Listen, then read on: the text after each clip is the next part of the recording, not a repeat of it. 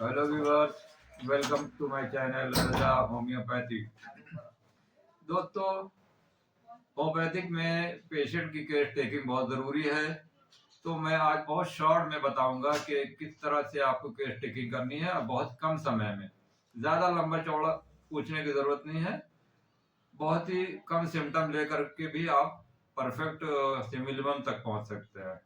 तो जो पेशेंट की इंडिविजुअलिटी है, वो इन शुरुआती जो सिम्टम बताएगा पेशेंट, उस पर भी आप दवा दे सकते हैं। तो इसमें आपको यह ध्यान रखना है, प्रेजेंट, परसिस्टेंट और प्रीडोमिनेंट, ये तीन सिम्टम पे बहुत ध्यान रखना है, जिसे ट्रिपल पी भी कहते हैं। ये डॉक्टर साइगल का तकनीक है, ये बहुत ही शानदार है।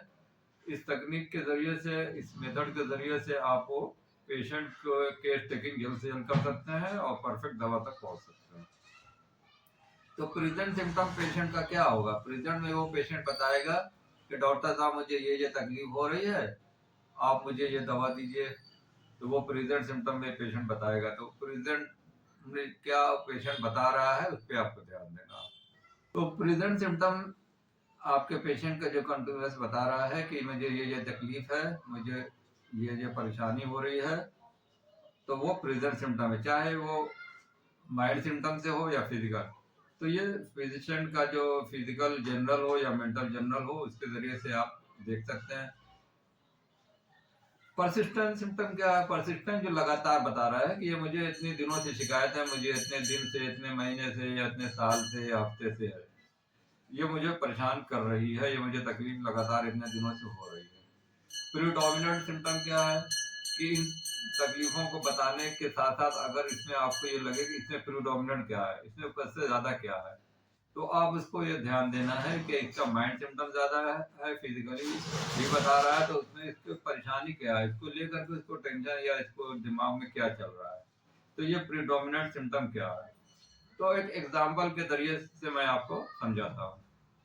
जैसे एक पेशेंट आया और बताया, डॉक्टर साहब, मुझे बहुत कमजोरी लग रही है, बुखार भी आता रहता है, मन करता है बिस्तर पे पड़ जाऊं, काफी दिनों से ये हो रहा है, बहुत दिनों से ये दिक्कत हो रही है, डॉक्टर साहब आप मुझे अच्छी दवा दीजिए, कमजोरी दूर है, बुखार उधर है, मैं परेशान हो गया, बहुत दिनों से ये दिक्कत आ रही है, मुझे बार बार नजला जुकाम बुखार सब हो जाता है, खांसी हो जाती है, बुखार होता है तो मुझे कुछ काम करने का दिल नहीं करता, मैं बिस्तर पे पड़ जाता हूँ, मुझे आप ऐसी दवा दीजिए, मैं अच्छा हो जाऊंगा,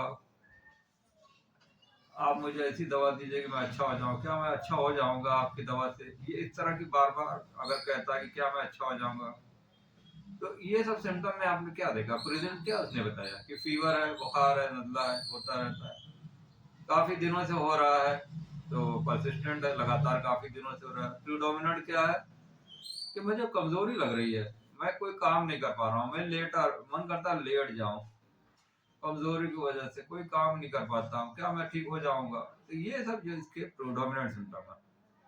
तो इसमें आप जो है रूब्रिक लगा करके देख सकते हैं कि ये पेशेंट को टॉर्पर कंडीशन है, कमजोरी है, टॉर्पर, हाथ पैर ढीले हो रहे हैं, कमजोरी हो रही है, बता रहा है, खुद ही वो बता रहा है, इसमें हमें पूछने की जरूरत भी नहीं है कि मुझे बहुत कमजोरी लगती है, काफी दिनों से बुखार आ रहा है, बार बार परसिस्टेंटली आ रहा है, तो इसकी वजह से उसको क्या दिक्कत है? प्रोडोमिनेंट क्या हो रहा है? तो काम नहीं कर पा रहा है, बुखार की वजह से मैं क्या, इतने दिनों से हो गया, मैं ठीक ही नहीं हो रहा हूँ, कमजोरी लग रही है, बताते वक्त भी वो एकदम धीरे धीरे बता रहा है, स्टूपर कंडीशन में।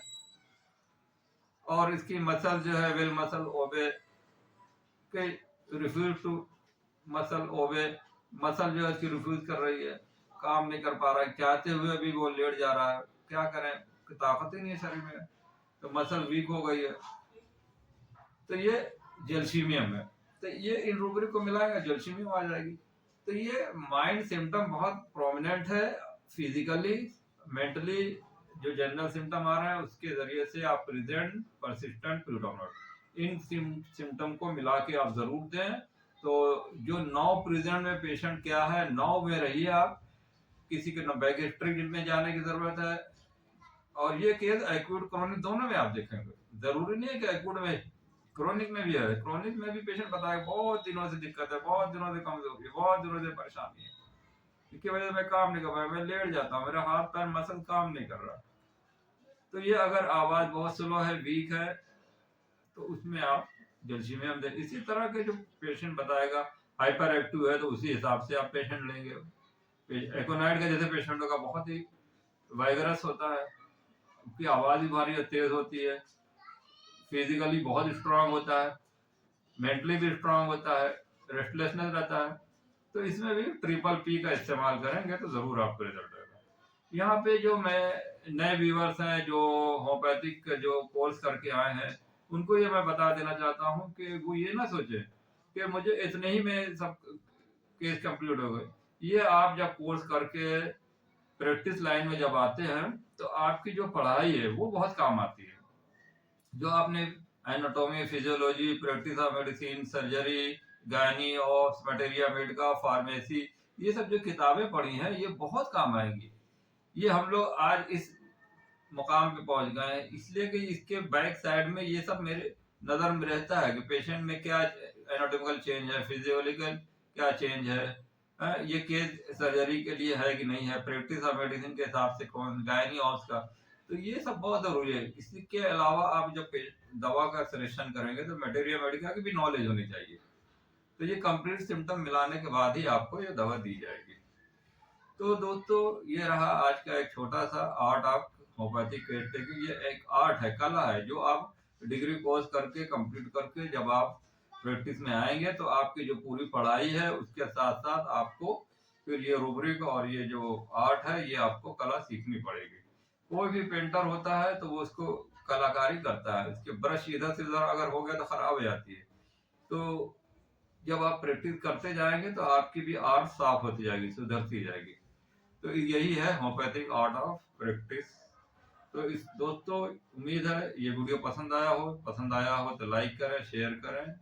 Okay, thank you, be happy, be healthy.